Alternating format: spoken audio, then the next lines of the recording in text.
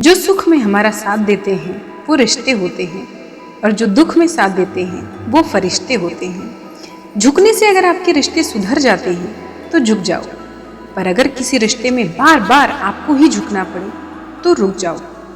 जब भी जिंदगी कॉम्प्लेक्स कठिन लगने लगी तो मैंने एक काम कर लिया, कभी किसी से माफ़ी मांग ली तो कभी किसी को माफ़ कर दिया। दोस्तों, लाइफ आसान तो किसी की भी और कभी भी नहीं होती, पर प्रॉब्लम तभी तक दिखाई देती है जब आप केवल प्रॉब्लम पर फोकस करते हो।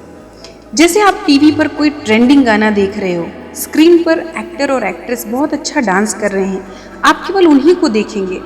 बैकग्राउंड में ढेर सारे बहुत अच्छे बैकग्राउंड डांसर होंगे, लेकिन आपकी नज़र केवल सामने लीड कर रहे एक्टर या एक्ट्रेस पर होती है।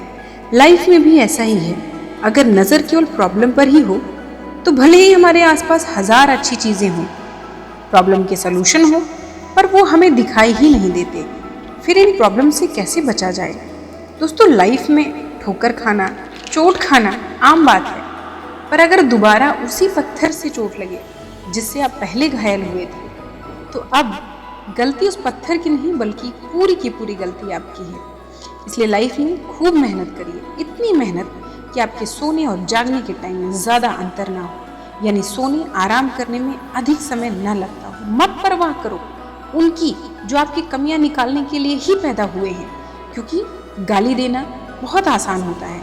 एक अनपढ़ से लेकर वेल एजुकेटेड इंसान भी बिना किसी क्वालिफिकेशन के आराम से 10-20 गालियां तो दे ही सकता है, पर भजन गाना क्या हर आदमी कर सकता है? यानी वही आपको मोटिवेट कर सकता है जो खुद पॉजिटिविटी से, अच्छे विचारों से भरा हुआ हो। इसलिए लाइफ में अगर मायूस और बेचारा बनकर नहीं जीना है तो कभी अपनी खुशियों की जिम्मेदारी दूसरों के हाथ में मत देना। हमेशा जब हमारे साथ कुछ गलत होता है तो हम अपने ईश्वर को क्वेश्चन मार्क लगा देते हैं और कहते हैं कि हमारे साथ ही ऐसा क्यों करते हो हमारे साथ ऐसा। पर जब वही ईश्वर आपको सक्सेस, कामयाबी, खुशी देते हैं, कितनी बार कहा है आपने कि क्यों दी हमें इतनी खुशियाँ? कितनी बार कहा है आपने कि थैंक यू भगवान? अपने दुखों से सब दुखी रहते हैं, पर सुखी और संतुष्ट रहने का एक ही सबसे अच्छा उपाय है, और वो है कि हमेशा उनको देखो जो शरीर से विकलांग हैं, जो अनाथ हैं, जो किसी ऐसी बीमारी को झेल रहे हैं जो ठीक ही नहीं हो सकती। तो क्या महसूस होता है?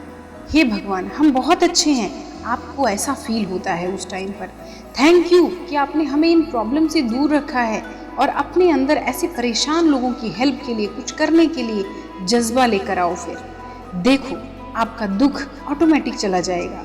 लाइफ है, ये ऐसे ही चलती रहेगी, और अगर आप पॉजिटिव रहे तो बहुत अच्छी चलती रहेगी। प्रॉब्लम्स आएंगी और एक न एक दिन सलूशन मिलेगा आपको, और वो प्रॉब्लम चली जाएंगी।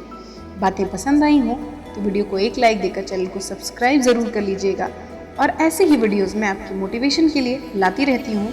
कमेंट्स में मुझे बताइएगा कि क्या आपने भी कभी किसी मजबूर इंसान को देखकर अपने ईश्वर को थैंक यू बोला है?